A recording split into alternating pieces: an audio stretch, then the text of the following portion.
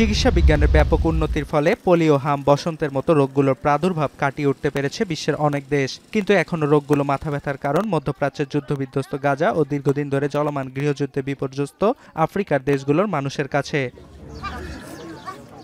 সম্প্রতি আবুধাবিতে মোহাম্মদ বিন জায়েদ ফাউন্ডেশনের উদ্যোগে শতভাগ পোলিও নির্মূলের লক্ষ্য নিয়ে একটি সেমিনার অনুষ্ঠিত হয়। এতে বিশ্বব্যাপী টিকাদান কার্যক্রম এগিয়ে নিতে ধনকুবের বিল গেটসের দাতব্য প্রতিষ্ঠান সহ বেশ কয়েকটি মানবিক সংস্থা $1.9 বিলিয়ন প্রতিশ্রুতি দেয়।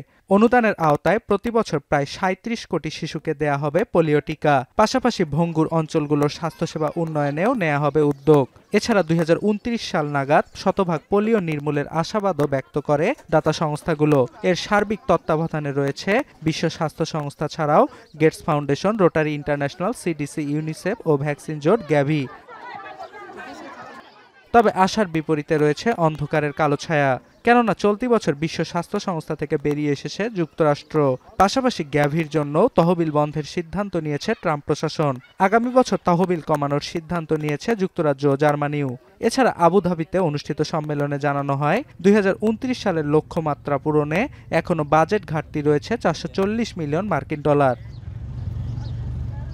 তাই উন্নত দেশগুলোর বড় আকারের বাজেট কর্তনের মধ্যে দাতব্য সংস্থাগুলো তাদের লক্ষ্যে পৌঁছাতে পারবে কিনা তা নিয়ে রয়েছে সংশয়। এরই মধ্যে শতভাগ পোলিও নির্মূলে বিশ্বের সকল দেশের সহায়তা চেয়েছেন বিশ্ব স্বাস্থ্য সংস্থার মহাপরিচালক। জানান, সবার সহায়তা পেলে খুব দ্রুত রোগটি থেকে মুক্তি পেতে পারে বিশ্বের লাখ লাখ মানুষ।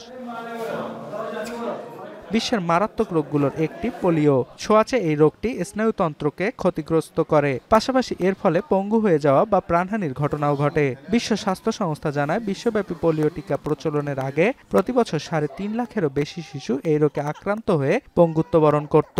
তবে 1988 সাল থেকে টিকাদান কর্মসূচি চালুর পর বর্তমানে বিশ্বব্যাপী এই রোগের প্রাদুর্ভাব কমেছে প্রায় 99%।